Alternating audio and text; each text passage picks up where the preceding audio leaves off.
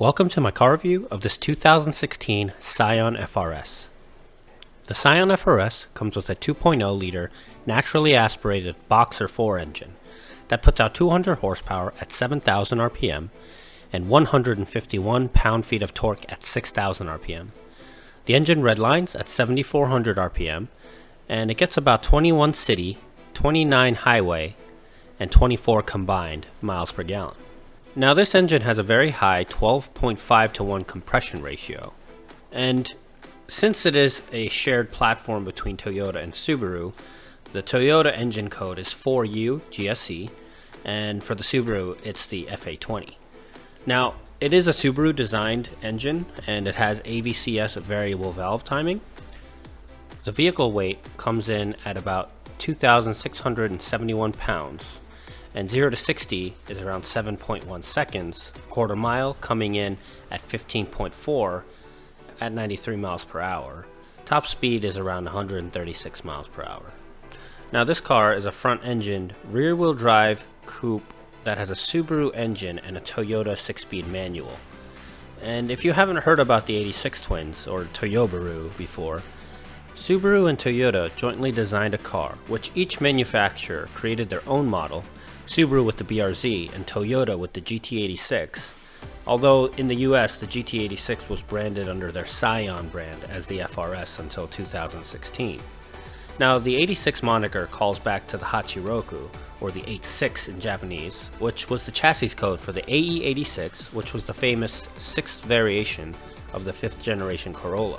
That was popularized by the Drift King, Kenichi Tsuchiya, and the Initial D anime and manga series, and a little more on the 86 lore later. The FR-S was designed to be an affordable, fun-to-drive sports car, which focuses on driving dynamics over power and speed, with a low center-of-gravity Subaru Boxer engine, a great transmission, and a well-balanced, great handling chassis.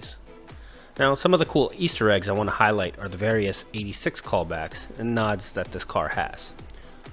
While Subaru was responsible for the engineering, with the shortened Impreza chassis and the Boxer engine, Toyota was really responsible for most of the styling and exterior. Now, the 86 logo is really cool because it calls back to the Hachiroku, but also pays tribute to the Subaru's Boxer design, with the pistons on opposing sides horizontally. Now, Toyota also snuck in a bunch of these little T icons on the front grille, on the back near the exhaust, on the dash, in the gauge cluster, in the window switches, and the last one I could find was also on the gauge cluster in the middle for the temperature controls. So yeah, you'll even see these on the Toyota and Subaru models, so I guess they snuck that past the Subaru designers.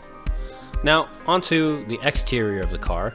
I think this car looks pretty sharp, and there are subtle differences between the BRZ and the FR-S, and now the 86, but I'm not going to go over any of these in this video. I personally love the styling and proportions of this vehicle, and it catches the eye from afar, and many of the color options are pretty bold and stand out. This one in particular is white, which the owner specifically wanted to kind of give tribute to Initial D. And this car is also very low slung, which is helped by the Boxer motor being very low to the ground. Its long hood and rear third look very sporty and aggressive. But the interior is where you might find some fault in the vehicle. The thing to keep in mind though is the engineers focused on designing this car to be fun and affordable. The interior is where the affordable bit is most evident. The cloth bucket seats are well designed and are great, and they hold you in very well during cornering, and the shifter and wheel feel very precise, but the console and the materials definitely show the economy side of the car. The controls and technology in this car seem pretty dated, but they keep the focus of driving in mind, which really makes sense. Okay, so the back seats are terrible. This is technically a 4-seater, but adults will not fit comfortably back here unless the front occupants are very short with the seats in a very forward position. Not only is legroom an issue, but head clearance is also an issue for adults as well. Okay, so The suspension and handling. This is where the car really shines and shows its character. If I had to compare the handling of this car with other sports cars I've driven, I would put the body roll somewhere between a third generation NC Miata and my Lotus Elise. Actually, now that I think about it, I found it very similar to the Mazda RX-8. Planted, firm, but not harsh. And being inspired by the AE86, drifting is definitely a fun perk. Okay, power, the fun one. The 2.0 liter boxer engine is naturally aspirated and really punches pretty solid at high RPMs, while the low end torque is plenty for tooling around town. But the huge downside, literally between roughly 3300 RPM and 4600 RPM, it dips in power by nearly 20 pound-feet in torque, and it's commonly referred to as the Valley of Death. Careful and planned shifting is what you'll need to keep the torque high in this vehicle. If you do, the power is adequate, but may still leave you wanting. I guess 4 years of crying out for more power has fallen on deaf ears, unless you consider 2017's 5 horsepower and 5 pound-feet bump to be your answer. Now, the car is fairly comfortable, and the ride isn't very harsh, and the seats are great, and they hug you pretty well, if you're in the front seats. If you somehow end up in the back seat of one of these, you better stretch, eat a banana, and hope it's a short ride. You'll probably be sitting either sideways with your feet in one of the seats, or you can fold one of your legs and then your other leg can go right up the center in between the two front seats. Pros. If you want an affordable, true rear-wheel drive sports car with great looks and great driving dynamics, this car is right up your alley. The handling exceeds even the aggressive looks of the car, and for the gearheads out there, there's plenty of space in the engine bay that just begs for modification. Just look at this exhaust and tell me they weren't already planning for aftermarket exhausts. Okay, the cons.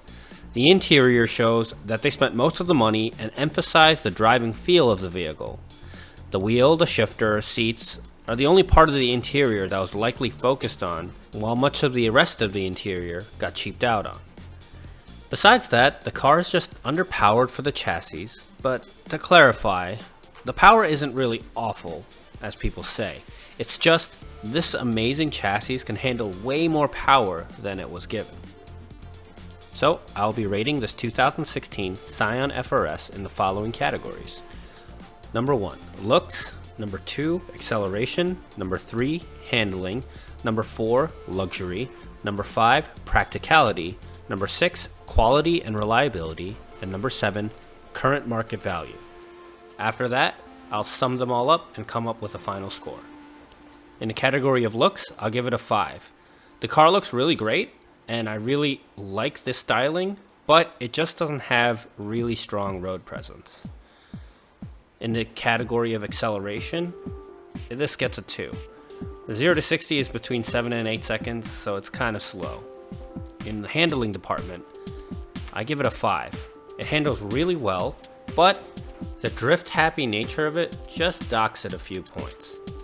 Okay, luxury. I give it a 2 just because this car has almost no luxury features. I just give it an extra point because I really like the bucket seats. As far as practicality goes, I give this a 2 as well, just because the car has very little storage space. Yeah, it's a 2+2 coupe, but the back seats are really more of a shelf than anything, and the trunk is pretty small and not very deep. For quality and reliability, I give it a 4 because it is pretty reliable coming from Toyota and Subaru. But the quality is just not super high because it's probably cheaper due to the fact that it was designed to be affordable. For value, I'll give it a 4 at current market value of around $22,000. And I think it's really good value just because it is a cheap, affordable sports car that's modern and new. But it's not super great because of other cars in the market, such as the Mazda Miata or other vehicles that just have a little bit more fun and performance for around the same money. So add that all up and you get a final score of 24. Just to give you an idea, here are the other cars that I've reviewed and scored. Alright, I hope you guys enjoyed this car review of a 2016 Scion FR-S. Please consider subscribing, liking, sharing, and commenting on my content. And I'll see you guys next time. Peace.